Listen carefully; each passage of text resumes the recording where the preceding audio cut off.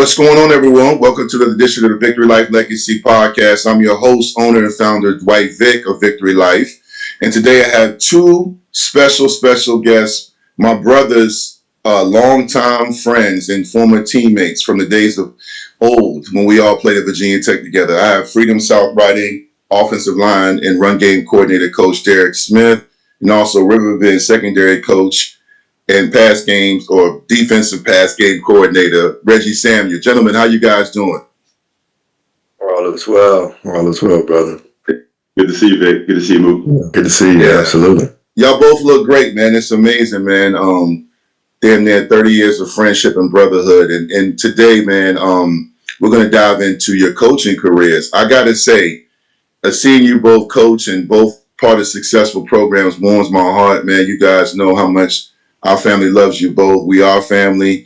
And, Derek, I never thought you were going to get, I knew you could, and you've done it before, but, your daughters are active athletes and, you have a lot going on. And Reggie, you like me, that Virgo spirit, we're always involved in something. You have a company, a corporation, and you guys both decided to return to the sideline and put on their headsets. Derek, I'm going to start with you. First off, man, God is good. Congratulations, man. You're a cancer survivor and you've always had a profound perspective on life. But you have an even newfound perspective on life being a cancer survivor. And you had a lot of love and support from Liz, your wife, and your daughters and our whole village. How you feeling and how you doing, man? Yeah, God is great, man. Everything is well. Everything is good. I'm in remission. Just trying to get back into it. And, football's been a great outlet. And I think it's been a good kind of piece to get you refocused on things. So can't complain, man. Life is good. Yeah. Now, what made you decide to coach for Freedom South Riding? So I'm familiar with Freedom South Riding from the basketball sense. They were in the Cedar Run district for a handful of years. I only know them. They got a great basketball coach.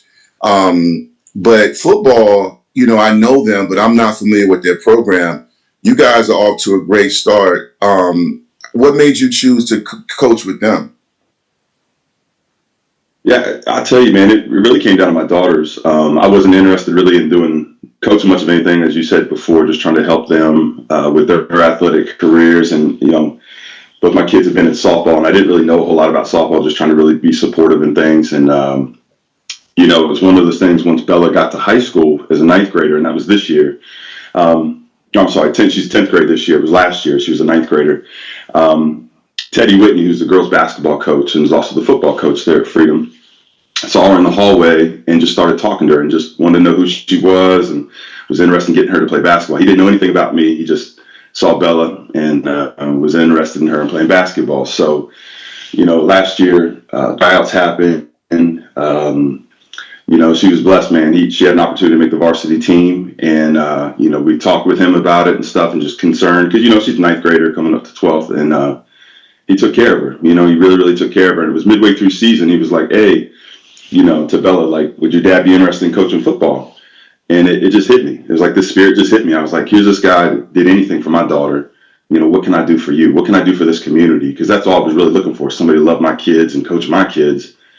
And I found somebody that was really had a heart of gold for all the kids, man. And so I think it drove me to a point like, yeah, this is what needs to happen. It was almost like God speaking to me, like, man, you've got to go fulfill this mission and go serve others. And yeah, it's been a heck of a ride so far, man. Yeah, man, I'm proud of you both, and I'm impressed too because as you guys know or may remember, when I moved up here years ago, before I even coached Isaiah in football and basketball, I coached at Parkview in Sterling in 2008. I was the assistant coach and O-line coach and worked with the defensive line. And that was a new experience because I had no idea how hard they work in the VHSL and also how little we got paid. So I remember a funny story before I get to you, Reggie. And we were done. This is two-a-days, and we were done with the morning practice. And I was like, well, I'm about to go get me something to eat, man. I'm about to go, run and get a bite. And the coach, Andy Hill at the time, he's now in Minnesota. He said, hey, Vic, where you going, man? We got to break down film. We got to get ready for the scout. We got to go look at some scrimmage and all. I said, what? Yo, I was getting home at 10:30 at night, and I was like, oh, this is a real job, because as a player, we had no idea how hard those guys work, not only on the collegiate level and the pro level, but the high school level. Reggie, you are a very busy man. Like Derek, your family's very important to you. You got great kids. Shout out to your wife, Athena. My Hampton sister. Y'all have a lot going on. And next thing you know, man, you texting me with, you asking for pointers, and I'm looking at my phone like, hey, yo, you coaching? He was like, yeah, I'm coaching. How in the world did that come about, man? Because again, it's not an easy job, but it's a rewarding one, man. How did you step into that role and get back on the sideline? It's crazy, man. It's kind of similar to D. Like you said, I run a business. I got 160 employees across the country. I've always had my eye on coaching, right? I think when I tore my ACL, I kind of went into this like mini GA type role, and I'm up in the tower watching practices, taking notes, trying to figure out, okay, what are they doing that's unique? So it's always been in my heart. I never figured out how to make a career of it, but I always kind of knew I was supposed to be in that space. And so, similar to D, my kids go to Riverbend, and I went into the office one day to drop off. My sons play lacrosse, so I drop off they had left their stick or whatever. Bumped into the athletic director. He didn't know who I was, and said, "Hey, look, play ball in college. Would love to help however I can."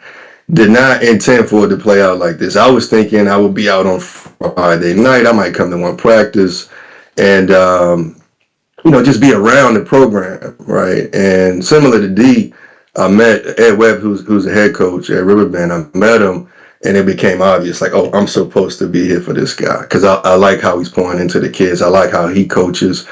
I like how he attacks life. He reminds me of the guys that that I played ball with in school, and so went from thinking, oh, I'm a Friday night, support, maybe a Wednesday cleanup guy, to like you're saying, it's the commitment is beyond belief. Most guys don't understand how much goes into preparing and helping these young men become the best version of themselves. And so, super fulfilling.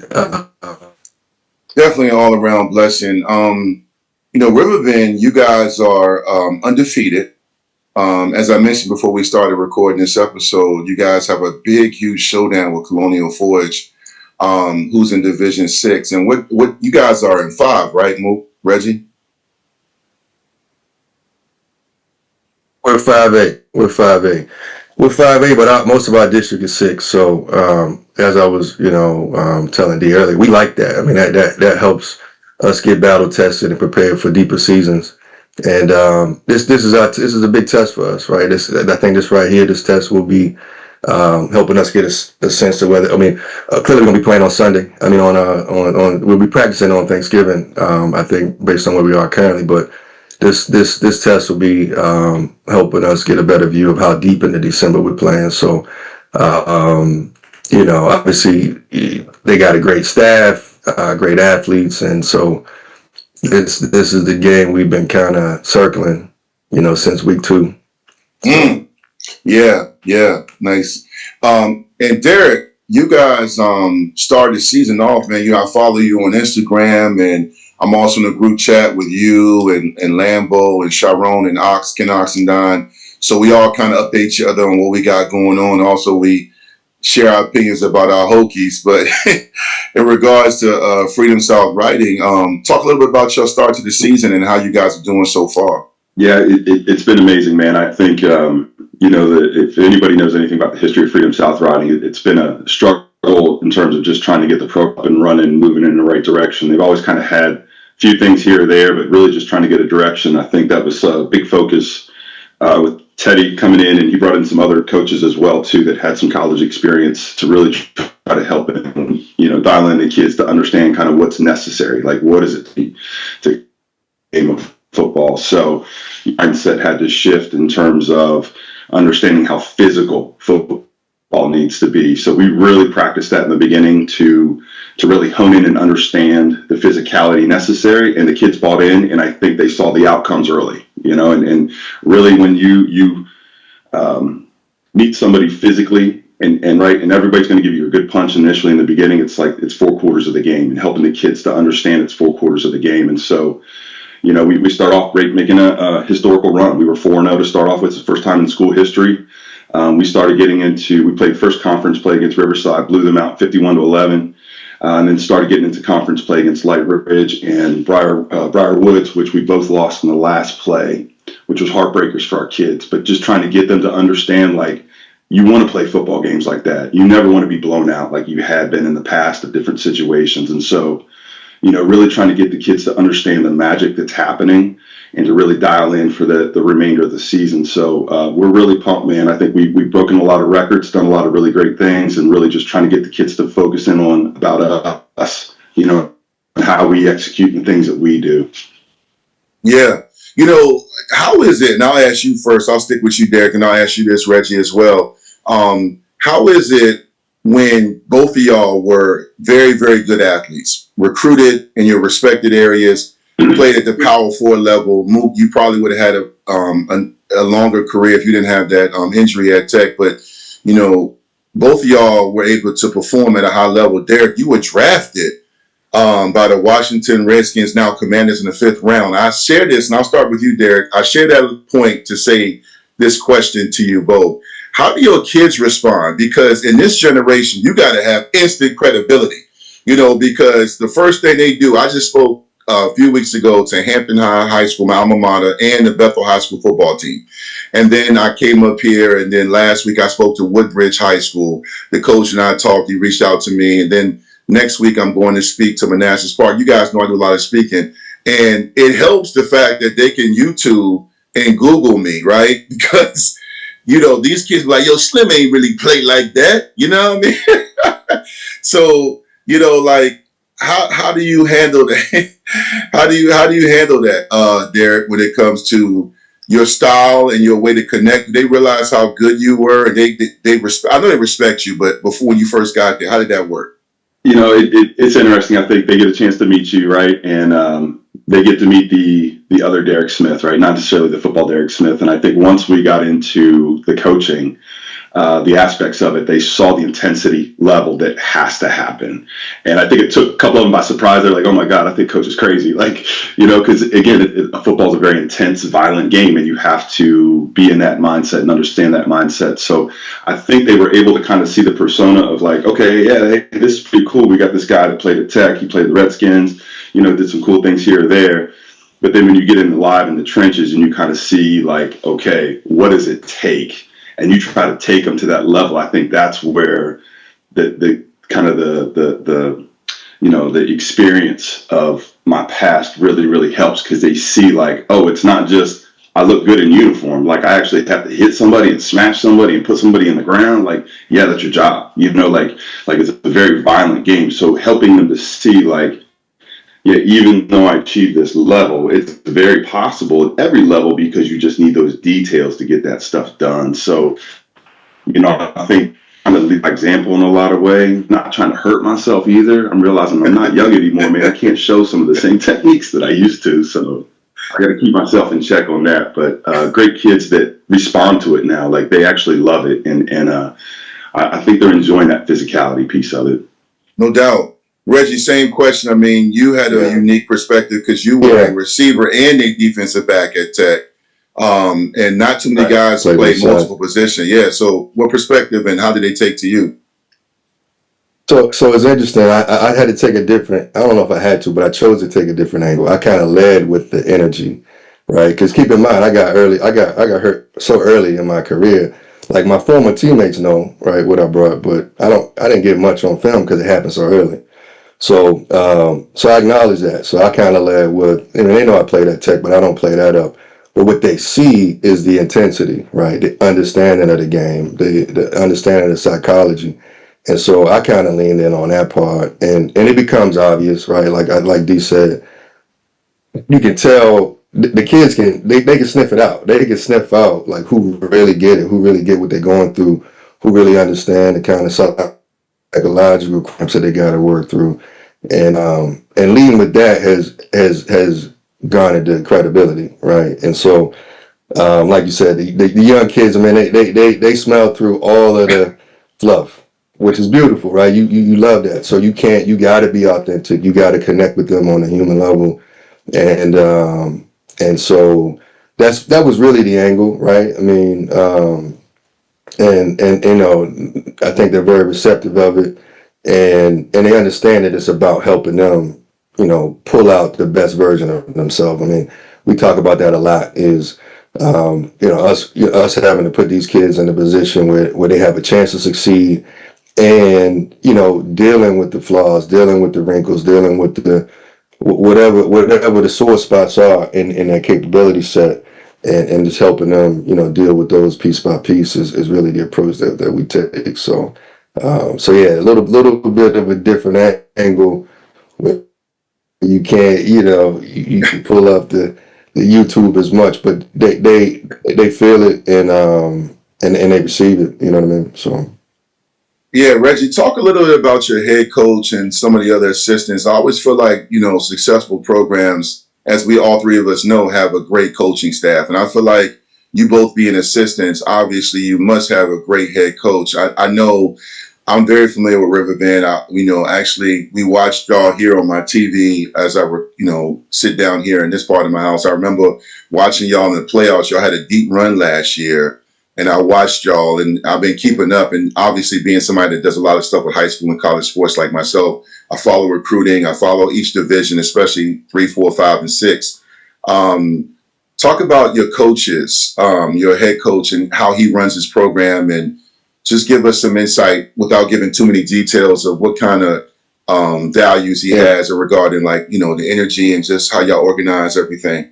right. Yeah, so Ed, I think this might be his. Yeah, he's relatively young as a head coach. I think he's only coached, you know, maybe 2 years prior to coming to Riverbend as a head, but he's been around the game forever. His dad was kind of the guru at Patrick Henry Ashland, right? So he played with Short. So so think about when I met him, I'm like, oh, that's my guy right here from the gate, because he is, you know, he's like Short, right? And we all know how much we love Short, keep Short, and so he grew up around the game, right? He's a football geek. You know what I mean? Like he's reading about, single wing, the foundation of it. So he's truly ingrained in like how does football work, right? So I think that's the piece that kind of similar from the game, and that from other coaches that he actually was the sideline as a 5-year-old, Xing and O'ing it up with his pops. And so that's the kind of football IQ piece that I think, you know, really attracted me to him. But the energy, right? And as D said, you can't. I used to pull up to the games. I mean, you know, this is home, so I used to pull up to the games. I wasn't buying tickets, but the way our stadium is set up, you can pull up on the hill and watch the games. And so me and the kids would pull up every now and then to check them. And they just, you know, they were winning, but they didn't have that bite. They didn't have that dog. They didn't have that attitude. And that was the part that I wanted to, you know, when I joined the staff, when I thought about being around the kids, was what I wanted to inject into them. And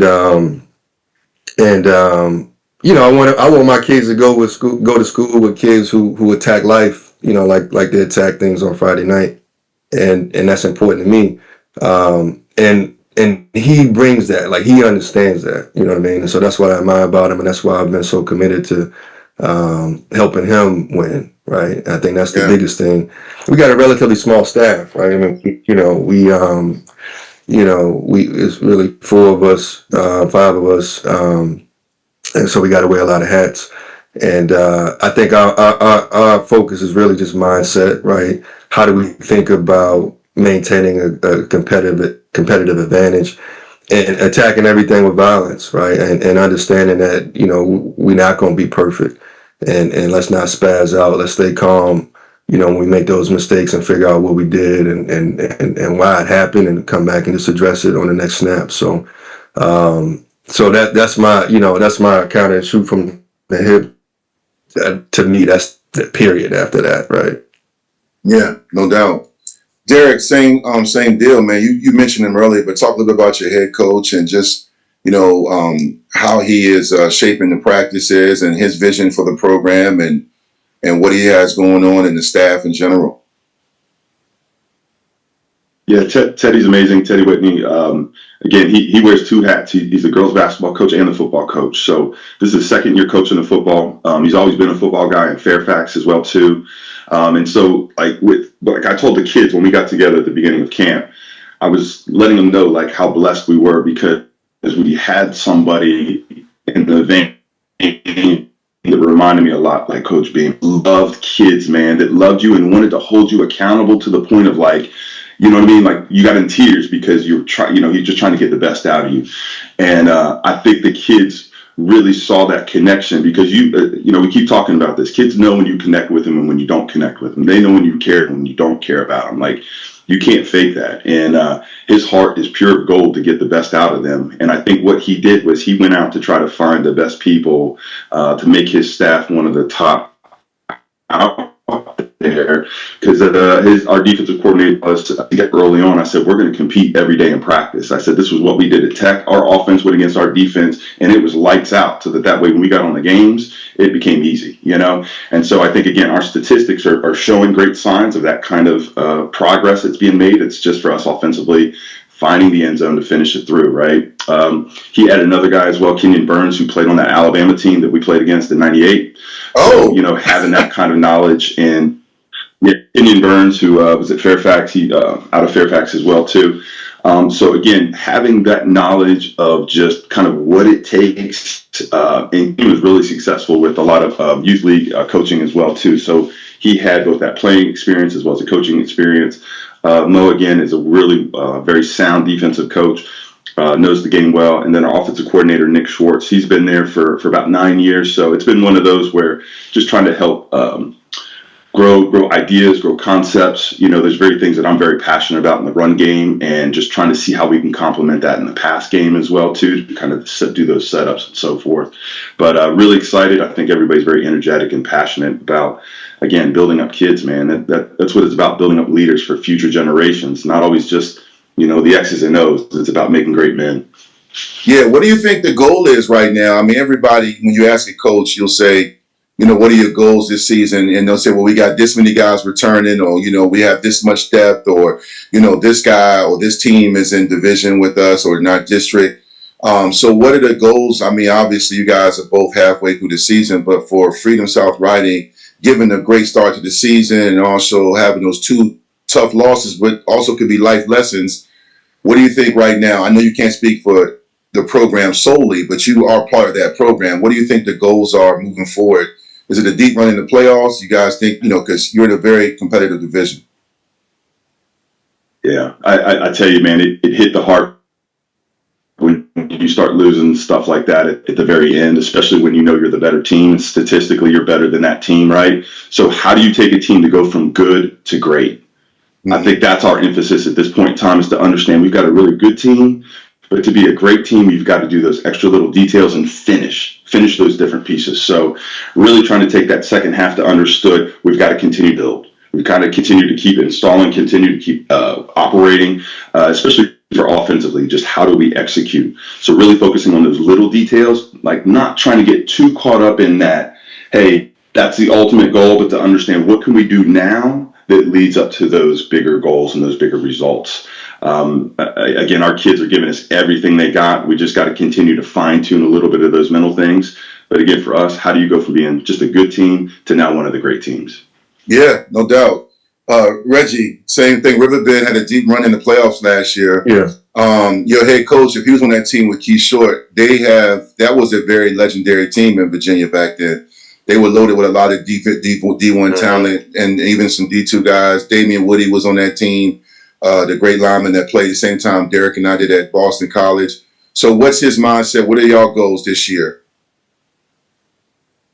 Yeah, so I think the big thing for us right now is we're 6-0, so let's not get complacent, right? So I think that's the biggest challenge is, young kids, these 16, 17-year-old kids, they can get bored with the monotony that comes with success. And so we were just trying to keep them to understand that, look, ain't no such thing as a 6-0, star banner in the gym, right? So what matters is how do we finish? Like, what's the full body of work? And so I think for us, you want your kids to be confident. You don't want them to be arrogant, right? And I think that's really priority one is, have your swag, talk a little bit, but make sure you're walking louder. And so our thought is that we can maintain that, we can manage that. The pieces will fall in place, and then you start thinking about future. We don't talk about that as much, but priority one is making sure we practicing on Thanksgiving. And so clear your calendar, make sure you're practicing on Thanksgiving. And then obviously we all in it for the ring. So, at the end of the day, that's what we're shooting for. But no matter what, we should, or season, just better prepared for life, both us as a coaching staff and the players, future wise. And so, that's our approach. And obviously there are a bunch of little pieces that got to come together to make all of those happen. But when you boil it down, those are the big stones that are left, that we focus in on. So. Absolutely. You mentioned life lessons. Both of you done that, and we all grew up together, so to speak, in college, and we've seen so much. Me being a therapist, I'm big on just learning from our experiences that life shows us, right? So one thing, Reggie, I'll stick with you. You played obviously with me. You played also a few years for Coach Tony Ball. We've had some great coaches. Today, as we record this, today is Coach Don Screen's birthday. I was just texting him this morning, and it was, he always checks on me. I have played for the great Coach Grimes, and I played for legendary Mike Smith, who coached 50 years at Hampton High School, won 12 state championships, 2 national championships. How did the coaches, and you can name them, Reggie, even going back to high school, which coaches have you taken from, have you borrowed from, and how do you apply that to your coaching style? I know you have your own energetic way, but what did you learn from those coaches you played for, and how do you implement that in your coaching approach and how your relationships with your players? Yeah, I think for me the biggest thing, I mean, this is probably a layup answer, but Beams, man, Beams was a CEO, right? He approached his the weeds. I can if I need to, and everybody know that. But I'm the CEO, so I'm making sure that the pieces are running smoothly, right? I'm going to fire myself as putting people in place to handle that's important. And so I think that's the biggest part that that's the biggest mindset kind of framing that I brought to it is how do we get our younger coaches IQ'd up and energied up so that they can handle as much of the pieces that are missing from the puzzle as possible. So just understanding that and understanding that you don't gotta be loud all the time to be good, right? Beans will flare up every now and then, but his walk was louder, and so I think that's the most important part. I think that's the part that's influenced my approach to coaching more than anything. And then Coach Ball, man, Coach Ball was the year I was playing receiver. He really spent a lot of time trying to understand what we were dealing with, right? Like as far as how we were thinking about the game, how we were reacting to our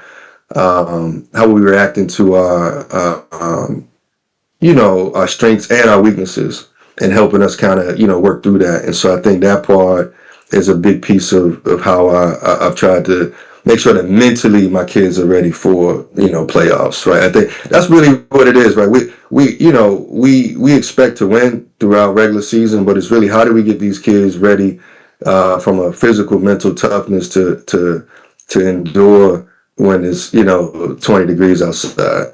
And how do I kind of lean on this kid mentally, understanding those types of inputs that are necessary to get a kid ready for something 3 weeks out, right? And I feel like I got that from Ball. Yeah.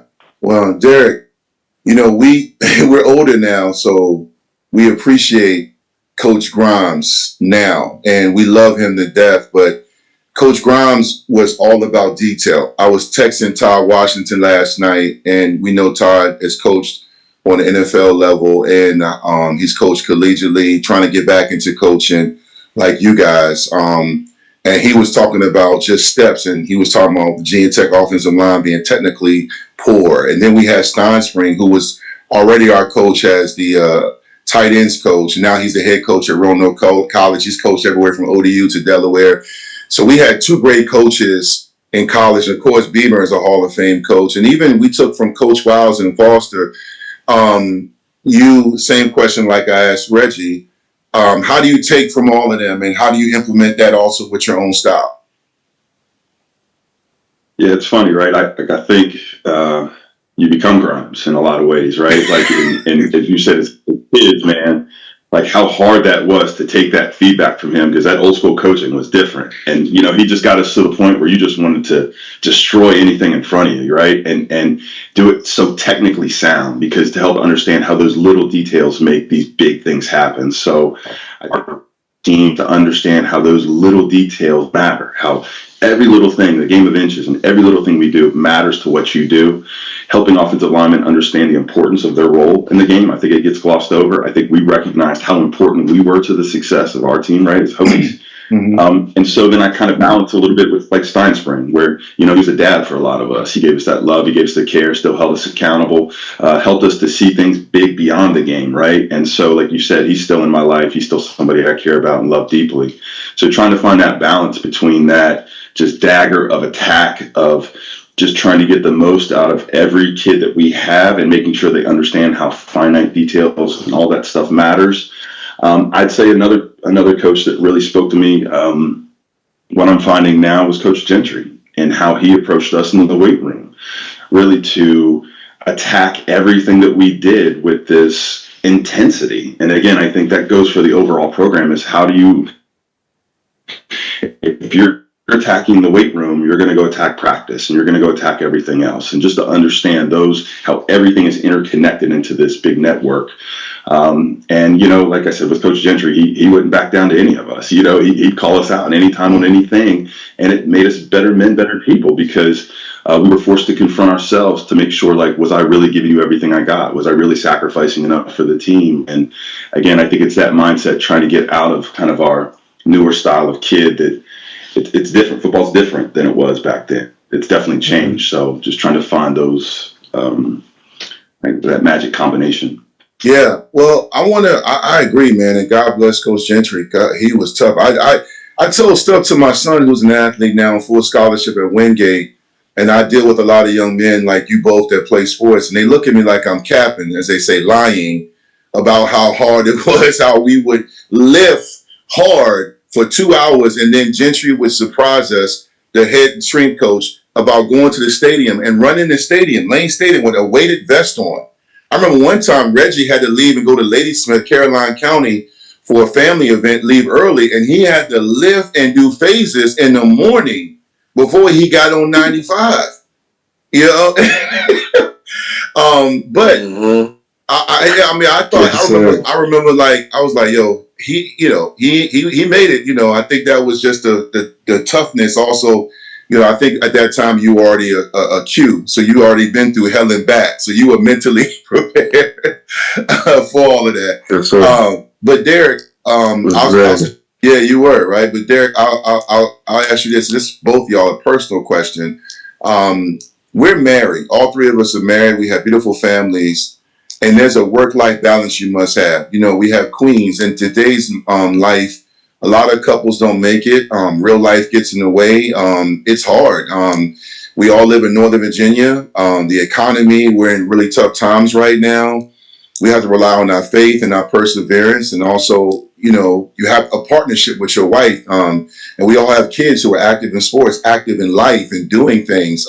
You know, Reggie and I have, you know, one child in college. Derek, I'll stick with you, then I'll get to you, Reggie. How do you manage that? How do you and Liz talk? You know, from dinner plans. Also, I believe one of your daughters suffered a season-ending injury, right? So how do you balance all of that? Yeah, Lillian. Yeah, it's a lot, you know. I think give and take and trying to give each other grace, and we're not perfect, you know. We just try to support each other, love each other as best we can. I think it's for us, the fact that we're in the community helps a lot. I think balancing that all of our activities and the things that we're doing revolve around Freedom South riding. So, and our kids in the community. So we have a lot of support in terms of trying to get kids to practice and different things that are going on.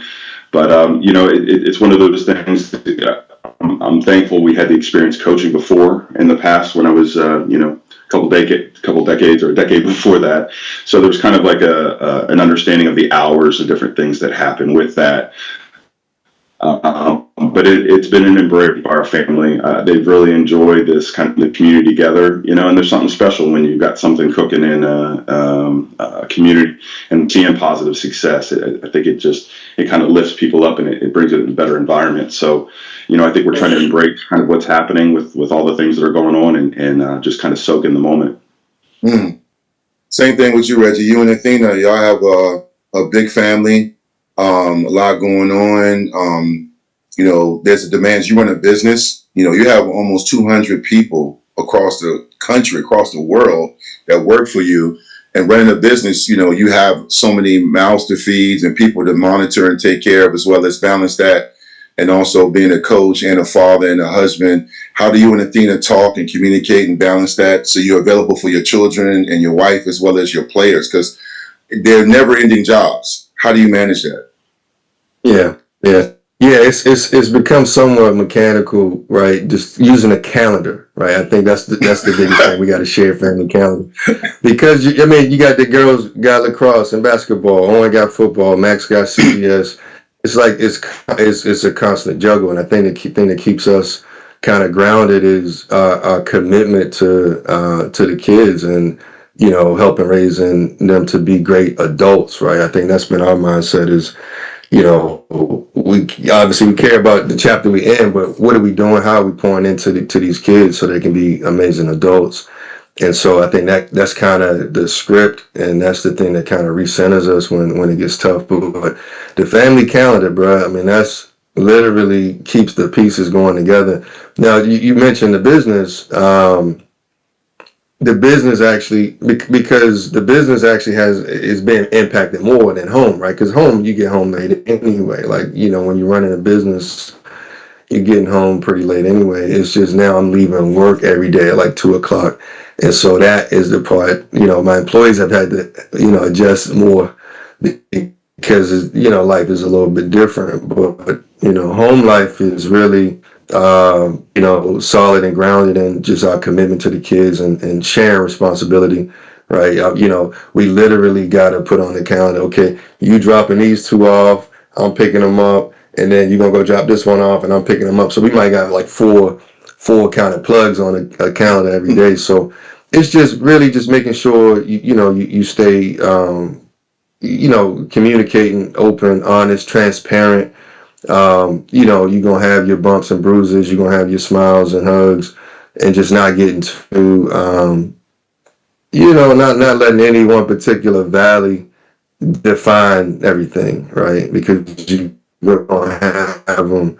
And so I think that's been the key for us is understanding that we're going to have these peaks and valleys. And as long as we just stay steady, Eddie, and know we're going in the right direction, everything kind of grounds out. So. Yeah. You both talked a lot about Thanksgiving practice and being, in position to make a run in the championship. Obviously, it's one game, one practice, 1 week at a time. When you talk about some players that, you've been loving to coach or that have made you a better coach, Derek, who are some players or some guys you want to highlight on the O-line that have surprised you, have, really done some great things that you're proud of, maybe even some college prospects? Just talk about your players a little bit.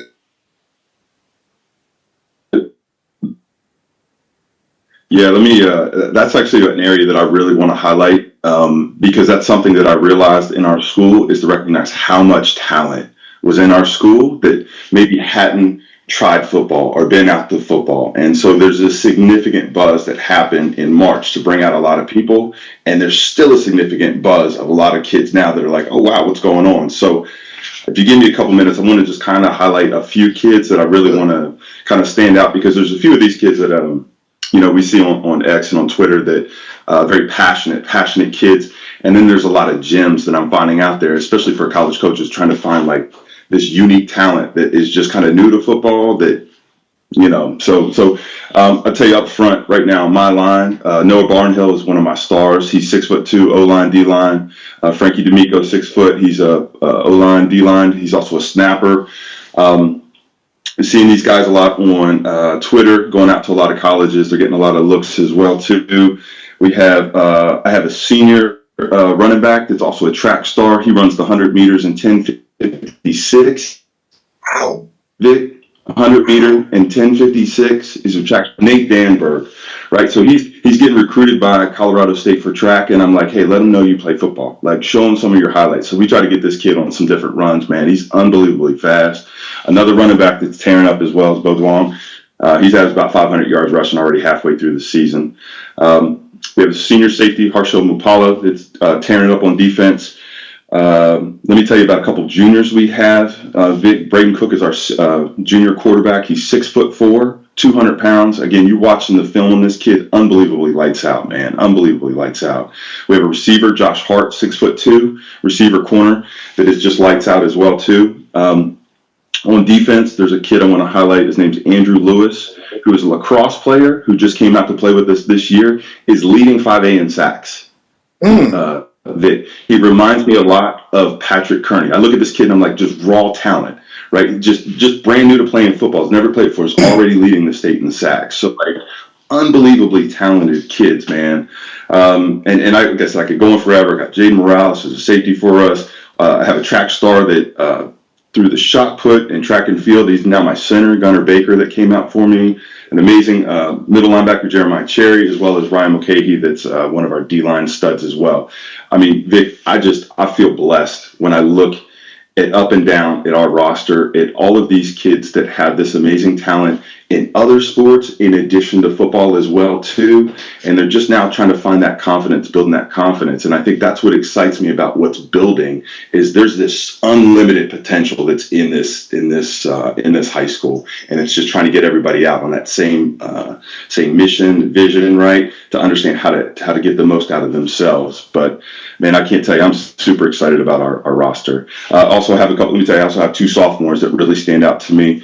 One is our middle linebacker, Luca Manislako. He's a 6-foot linebacker. He also plays guard for me. And then we have a tight end, Cam Terry, that's 6'3", defensive end. He also plays basketball as well too. That's a kid to look out for as well. So, nice, man. So very blessed. I love how they are playing multiple sports too, because that's something that's changed over the last 15 years where kids, we call it specializing, but I feel like you can still play multiple sports in today's game, but some kids just, that's fine, they don't do that. Also, real quick before I get to Reg, you talk about recruiting in Twitter and X. You guys know I'm active on Twitter and active in everything, right? How are you guys as a staff promoting and helping? Because that's always a hot topic with recruiting. How y'all are helping? How are y'all helping them get noticed? And then helping them with the huddle and helping, do college coaches, do they come out? I know there's dead periods and things like that, but how's that working? I think in terms of just my role, like I said, I let Teddy do his things in terms of the head coach. And okay. I'm trying to get as many people out as possible, just trying to get them promoted, because I think what people don't realize is Freedom South Riding actually has a hotbed of talent. And I think just because of the historical context of before the different years, people like overlook this amount of talent that we have. And again, I think it speaks volumes to show what we've done so far based off of just the kids that were the same kids that were there last year that had this same kind of potential, right? So, trying to get them to come out to see things. I tell you that defensive end, Andrew Lewis, I would send him to Shane immediately, because I'm like, this kid, man, but South Carolina doesn't have a lacrosse team. So I'm like, well, somebody's going to win out that has a lacrosse team, because this kid's going to do that Patrick Kearney kind of deal. He's going to be a top lacrosse player and as well play football, and who knows, that may lead to something else for him. So, that's just one example, Vic, of a ton of kids on this roster that just have that type of caliber ability and just need to realize that they have it and they can do it. Yeah, Reggie, talk about some of your players, or even some players on the squad that are opening some eyes that should be getting talked about more, or already talked about. Yeah, for sure. So I start with we got a kid who plays linebacker for us, Dwayne Stewart, 6 foot, 220, and just an animal, right? Just on and off the field. Kind of led the charge this summer in like what it takes to be great, right? He was one of the kids who understood that like we can't there's no hope of us getting rings if we're not doing the other things. So he's the kid that was driving everybody. We were in practice and he like, nah, we hitting the hill, and everybody with it, right? And so I mean, straight animal. I don't think at any level I've seen anybody with this type of bite and determination. And so, I think if you look at the first few games of the season, he making head snap like consistently. So, love coaching him, love the energy he's bringing to the team. We got Makai Davis, senior, 6'4", 170. Just the all around speedster, right? With that same dog mentality. I mean, he kind of keeps us going. He's at the end of the game over there conducting the band. Like he's our energy source, and just a great playmaker. Our QB Ian Shook, we call him Tank, 5'9", 170, but he played like a tank. That's why we call him Tank. And so he's been a huge kind of input on giving us some wrinkles in the offense to keep folks on their toes and guessing. And then we got Cam Simmons, who's just, I mean, this kid got a gear. I mean, when you throw a hitch and he get to the second, if he get to the second level on that hitch is 6 every time. Like he just, you can just see it. You can see him switching gears in a way that's just like, it's hard to kind of get your arms around how he'll pull away from folks. Tristan Green, tight end, outside linebacker, 6'2", smart kid, 4.0, great leader. Great leader, man. Like, he kind of keeps everything in check. And then Ricky Cedino is another our other linebacker. He's a problem. Amazing in space, amazing feeling. Good at getting from cloudy to clear ASAP. So those are our older kids. We got a bench. Right? We got a young kid named Zah Hicks that I love. He plays. He should say we call over. And he gonna turn some heads, and he's so twitchy that he gonna get a lot of attention, man. We got a kid that's a freshman. We call him LJ, Joseph Hunter. I seen some. He's a freshman. The first time I seen him kind of doing footwork drills. We knew he was gonna be pretty special. We got a kid, James Ryer, at receiver that I really like. So James Ryer is a kid who 2 years ago, he would get lost in the crowd, and I saw something in him, and I kept like, look, man, you got something in you, you can take advantage of it. So he's finally doing that, and so pretty excited about what he can bring to the offense. And then Aiden Herndon is another, he's a senior, 6 foot, 235, and just a dog. He see the ball, eat the ball, and just love coaching these guys. I mean, obviously, we'll be here all day going through the roster, but these are the kids who kind of stand out and I think turning heads. And on the recruiting side, I mean, every Ivy school is Riverbend, right? So we got the GPAs, we got the IQs, we got the SAT scores. So every Ivy League school, for the first time in school history, now that we combining, the success on the field is coming through our hallways. So we feel really good about that, right? All the Ivies are coming to Riverbend and giving guys, decent conversation. So yeah. I love it, man. I love it. Great group of guys on both teams, and also good job by you both highlighting them. I know it's hard because there are always some players that we could have spoken about, but I think it's great that y'all were able to just showcase that. I think people always ask me, what do I miss about playing? I say it's the brotherhood and also the story, seeing a teammate, especially from a coaching perspective, seeing the player come from JV or into your school as a freshman, and next thing you know, you blink he's a junior or senior, and you can see the growth. And this is what I feel like sports teaches us, is the ability to persevere, overcome adversity, get strong mentally and physically. And I think that's something that I do miss, even about myself. You know, coming in just a kid from Hampton, and then you grow up, and next thing you know, you're able to pass that 110 test and do different things on the bench, and also go against. You mentioned Patrick Kearney, Derek. I remember going against him a couple of years, especially our senior year. I remember I'm going against Dingle, and you're going against Kearney. And they were twisting and stunting, and I'm like, yo, Kearney is an animal, man. But you're able to block a guy like that. You know, real quick, guys, we're almost done, but I do want to ask you this. You know, you talk about the players you highlighted, and just how the life lessons and the head coaches you guys coach for and coach with, and the staff, and then the balancing between work-life balance and all of that with your families and your own children. Derek, when you talk about the kids you got, and you talk about a hotbed that's been slept on because Freedom South Riding's history of struggling, but now they're having a great season. It feels like the energy is right. What are the kids teaching you? What do you love about it? Because, you know, I always feel like, I mean, I'm a little biased because I love children. I love kids. I help kids, and I work with at-risk youth. And Derek, you and I did some great work together at Osborne High School when you were there. So you know what I'm about. Reggie, you as well. You know what I'm about. I love working with kids. It's a challenge at times. It's fun, but I feel like they keep us young, you know, with the TikTok, the slang, the energy they talk. What are you enjoying most about the coaching and the kids? And are you helping them too? Because, you know, I say this all the time because I have a lot of coaches on my platform. One day you're a preacher, a priest, you're a mentor, you're a father figure, you're a disciplinarian, you're a life skills coach. You're modeling for them how to deal with, you know, relationships with females or whatever, you know, whoever they're with. How do you handle that, and how has it kept you engaged?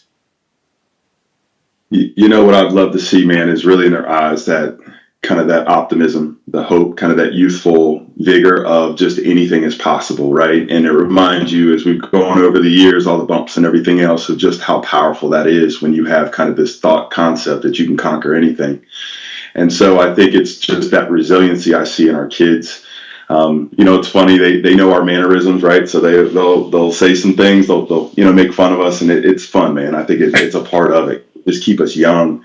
And I think that's what I appreciate, is just kind of that vigor and that energy. And they remind me really that we're human, you know, and again, just getting back to that deeper concept of just understanding that we're shaping very valuable people and young people into a lifelong for themselves and with their own families and the things that they're doing. And so, you know, just reminding that life is about being fun and having good times with each other and caring about each other and showing them how you can have these relationships and build each other up and lift each other up, and how just as what we say to them means so much as just as much as what they say to us. So it's been a blessing of reflection and just growth for myself as well too. Just very thankful to be around these young men. I tell them every day, I say, I come here to practice and I'm just so happy. I was like, I'm so happy to be around you kids. I said, you guys lift me up. As you said, we're in some dealing with hard environments sometimes, and dealing, you know, kids dealing with hard challenges, and then you're coming in with other kids that just have this unbelievable optimism to achieve and to attack the game, and it's just so uplifting. Yeah, no doubt, man. I'm glad you got that kind of approach, because you need it, man. But kids keep us young and they keep us alert. Reggie, same question, man. Like, you know, you're dealing with similar situations, same thing as Derek, man. As a coach, man, how has it kept you fulfilled, and what are you learning, and what do you enjoy about it? Yeah, no. I think I used to always, you know, look at our staff at Tech and just always think like, and these guys are raw. Like they, you know, there's no mask, right? And so I think that's been a realization. That's been a helpful part. And the reason is, you know, you're dealing with 16, 17-year-olds who are skeptical about everything. They're trying to figure out the world. They're paying close attention. And so, you know, you got to be pure, right? There's no mask, right? You have to be authentic at all times, or else they smell it. And so I think that's been the thing. Not that I'm, you know, hadn't been prior to, but it's like, to your point, like they own everything, right? They own everything, and so that forces you to be sharp, right? That forces you to be sharp, and you know, and understand, and make sure you understand what you're really talking about. And so I love that, right? I love that. And I think, similar to D, just seeing it in their eyes where they're putting their faith in every word you're giving them, and they locked in and like, okay, we got this down because I'm gonna execute exactly how coach is telling me. That's fulfilling. And you see that translate to, how they walk in, outside of practice, right? That's fulfilling. Seeing it as an opportunity to have generational impact. I'm pouring into this kid, and it's going to impact his future grandchildren, right? Something I'm telling him today going to get passed to his future grandchild. That part is really, for me, that makes it all worth it, and keeps me excited. So those are kind of initial kind of things that first come to mind. And so that's what comes to mind as I think about that. Yeah, no, it comes to mind with me too, and I love it, man. People are like, oh man, you work with kids. I said, man, today kids get a bad rap, man. I mean, because it was the same thing when we were back in the day. They said, our music was crazy and all the things we did. I just think it's just generational. I think you got to connect with them and meet them where they are, man. Like, I've contemplated returning to the sidelines myself, but I got my hands in too many different things. But that's why I have you guys on, and I'm living vicariously through you both, along with the other brothers from our coaching tree family. I'm proud of you both, man. And we've come to the end of the show where I'm going to let you share your final thoughts. Derek, I'll start with you. We touched on a lot today as far as family, football, our faith. We talked about the players, you guys balancing work life responsibilities as men, as father figures and husbands, as well as we previewed the rest of your season, and we talked about the goals. This has been very insightful, but life is insightful if you allow yourself to learn, right? What have you learned, Derek? And then Reggie, you'll go last. Derek, what have you learned about yourself, not just this season, but over the last few years since you've been coaching and on the sideline or in the booth, depending on where you're at? What has the game taught you as a former player and also now a coach, and what these kids are teaching you, and what are you learning, and what do you want to say to future coaches that may follow in your footsteps? What do you want to share? Yeah, I think the key thing, man, is life is about serving others. I think that's what I really realized. It's just about being above yourself and really supporting others, lift everybody else up, taking care of your community, taking care of each other, and recognizing and doing that and serving others. That your spirit lifts your soul up. It makes you feel whole, makes you feel safe.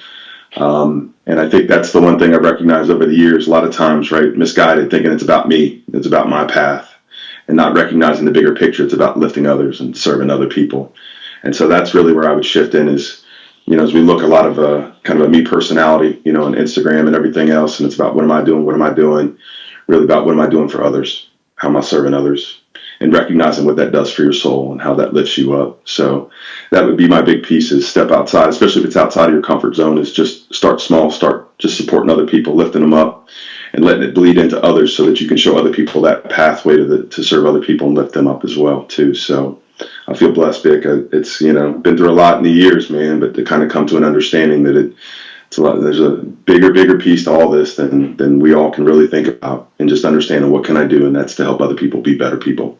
I love it. That's real. That's real. Reggie. Yeah. I think for me, man, it's really, is the whole idea of everything is everything. I think kind of what D is saying, it's like it's all connected in some way, shape, or form. And so the game is a microcosm of life. That's how I approach it, right? Everything that we're dealing with in this game, how you handle that is how you're handling things outside of the field, off the field. And so, if you literally were to write down every piece of feedback you gave to a kid throughout a week, right? You can take that notebook home and look at it and apply all of that to your life. There's something in your life where you're overreacting or underreacting to something, or you're letting the emotion of that moment impact you in some way that's hurting your bank account, your children, your employees. It all relates. You know what I mean? Is how you do things in one realm is how you do things in all realms. I'm a firm believer of that. And so that's been the big lesson for me. It's like, hey man, this is, how you play is how you gonna live. The way you practice is the way you approach practice is the way you're gonna approach your job when you're 25, right? The way you think about mistakes that you're making when the bullets are flying and how you respond to that is how you're gonna respond to screwing something up on your first gig, right? It's you can't shake it, right? So you got to deal with who you are, right? Because that's really what it is it's an opportunity to find out who you are every day, right? And an opportunity to prove that you are who you say you are. Every snap you get a chance to prove who you say you are, and that translates to life. And so the other part is you are what you practice, right? A few years ago, folks, when they read it, they think of AI. But as a shirt that I had made up for my kids, I just say practice. It just say practice, and you are what you practice, right? If you trying to be a good husband and you practicing the wrong way to be a good husband, then it's gonna come out like that. But if you putting in the effort to do certain things to become a better husband, and 3 years from now there's gonna be a moment in your relationship where you're gonna need that. You've been practicing for that moment, and so that's life, right? That's leading a team, that's running a company, that's dealing with your bankers, that's dealing with your everything. Is you're constantly practicing for these moments that are yet to surface, and as long as you approach every snap like that, every day at work like that, every phone call like that, you're gonna be ready for when when the lights come on in that situation. So Yeah, man. I love it. You guys have dropped some gems today, man. I appreciate you both for jumping on. Um, I'm inspired, and that's why I wanted you both to jump on. And I thank you both for your time, and also what you're doing for the community. I've been an advocate. I've never been shy on expressing my insight or my opinion. I've been an advocate. I know y'all don't do it for the money, but because I know, because I've coached, because I played, and I see so many guys and women that coach these young men and women throughout our counties. They do so much. I'm advocating that they get more resources, more funding. And I pray that public school sports don't get taken away because of the red tape and the politics involved with different communities. Because in the DMV where we're at in Northern Virginia, we're competing with private schools, and there's a lot of kids that get a lot of misinformation. So I'm appreciative, and I speak on behalf of a lot of people, for two good men like yourself and the coaches you guys coach with, because we need that, man. It's not really about their offers. It's about the life lessons and the future these guys and these ladies that play other sports are going to have when they get to the next level of life, not the next level of college, D1, D2, D3, but the next level of life. So I want to thank you both on behalf of the Victory Life movement, and I appreciate you both for being part of the Victory Life movement. To everybody watching, make sure you go out and support these kids, these young men. Freedom South Riding, a great school right down the street from John Champ. Loudoun County, as we speak right now, is probably building another high school. I don't know what's going on in Loudoun. Every time I look, it's a school and they breaking ground and they build them like in 3 months.